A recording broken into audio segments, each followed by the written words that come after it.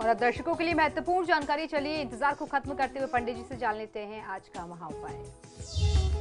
जी बिल्कुल, अभी पिछले दिनों हम लोगों ने चर्चा की कि व्रत और उपवास क्यों करना चाहिए, और उसके साथ साथ मैंने आपको ये भी जानकारी दी कि किसी भी धार्मिक अनुष्ठान में, व्रत उपवास में, किसी भी कर्मकांड के पूजा अनुष्ठान में संकल्प का क्या मतलब होता है। अब उसके बाद मैं आपको आज बताता हूं कि व्रत और उपवास करने की सही विधि क्या है, कैसे करना चाहिए उपवास। आइए इस बारे में मैं आपको संपूर्ण जानकारी देने का प्रयास करता हूं। भारतीय हिंदू शास्त्रों में उपवास का महत्व जो है वो बहुत ज़्यादा बताया गया है। विभिन्न पर्वों और त्योहारों को उपवास के बिना अधूरा समझा जाता है। धार्मिक ग्रंथों में इसे न केवल देवी देवताओं के पूजन की विधि का एक हिस्सा माना गया है, बताया गया है, बल्कि मानसिक शांति, शारीरिक सुख समृद्धि और हर प्रकार की सुख और समृद्धि मनोकामनाओं की पूर्ति करने के लिए सर्वमान्य बताया गया, सर्वोपरि बताया गया। यानी सबसे ऊपर किसी भी पर्व को मनाने में सबसे पहला कर्म और सबसे प्रमुख कर्म अगर बताया गया, सबसे विशेष कर्म अगर कुछ बताया गया है तो वह है व्रत और उपवास। स्वास्थ्य सुख से, इससे स्वास्थ्य सुख तो मिलता ही है और स्वास्थ्य सुख भी आपका सतत बना रहता है। यह संयमित उपवास से ही संभव हो पाता है। इसलिए उपवास को सिर्फ एक दिन या पूरे रात दिन भोजन नहीं करने का संकल्प मात्र नहीं है। इसका गूढ़ अर्थ आंतरिक क्षमता को विकसित करना है।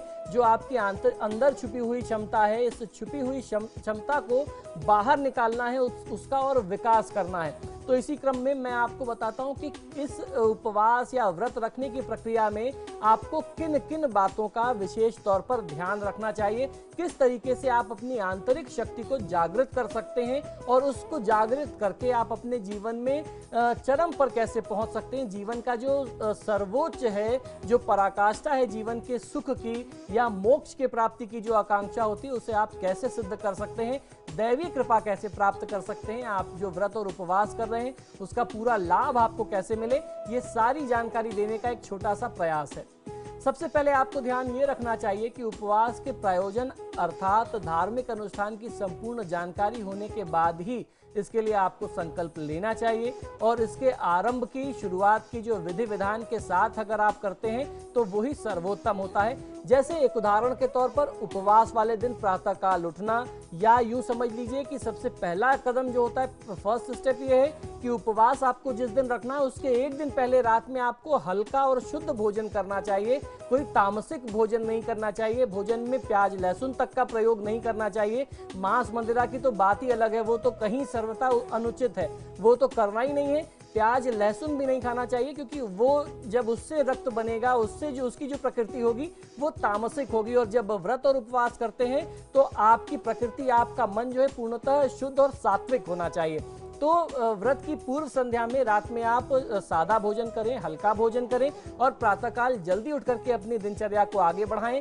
स्नान ध्यान से निवृत्त हो जाएं। पूजा करने से पहले नित्य क्रियाओं से निवृत्त होना सबसे ज्यादा अनिवार्य है। शुद्ध होकर के ही पूजा पाठ करनी चाहिए। अन्य दिन की तरह अपने इष्ट देव का पूजन करें। इसके बाद ही व्रत या उपवास से संबंधित अन्य देवी देवताओं का आवाहन और पूजन की तैयारी करनी चाहिए। उपवास के दिन अपने शरीर को पूरी तरीके से आप आराम दें।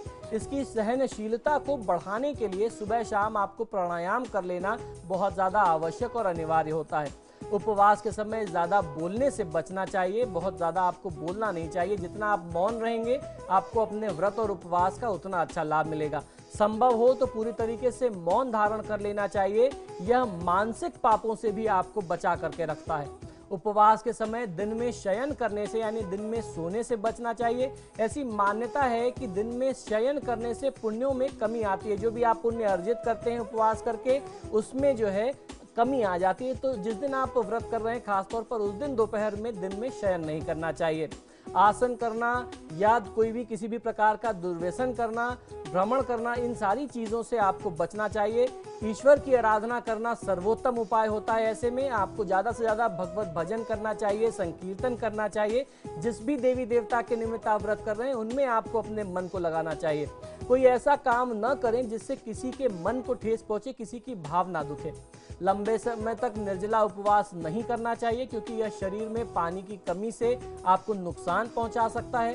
उपवास का समय लंबा होने की स्थिति में 1-2 दिन पहले ही अन्न खाने में कमी लाने का प्रयास करना चाहिए, जिससे आपकी बॉडी उसके अनुकूल जो है ढल जाए। आप अपनी बॉडी को एक बार उस शेप में लाना शुरू करें, उसकी आदत डालना शुरू करें। आप 1-2 दिन पहले से ही अन्न की थोड़ी थोड़ी कमी करना शुरू करें और फल और सब्जियों का सेवन ज़्यादा से ज़्यादा करेंगे तो उपवास के दिनों में आपको सहायता होगी, बहुत असहजता, बहुत असुविधा नहीं होगी।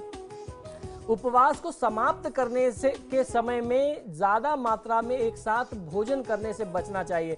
मान लीजिए आज आपका व्रत समाप्त हो गया, अब आप अन्न खाने के योग्य हो गए हैं, अब आपने पेट भर के भोजन कर लिया, अन्न ग्रहण कर लिया, ऐसा नहीं करना चाहिए। ऐसा करने से अन्न की जो ऊर्जा है, अन्न की जो गर्मी है, जो लगातार आपने एक दिन व्रत रह करके जो अपने शरीर को आराम दिया है, अचानक अन्न ग्रहण कर लेने से उसका प्रतिकूल प्रभाव यानी उसका निगेटिव इफेक्ट आपकी बॉडी पर आ सकता है।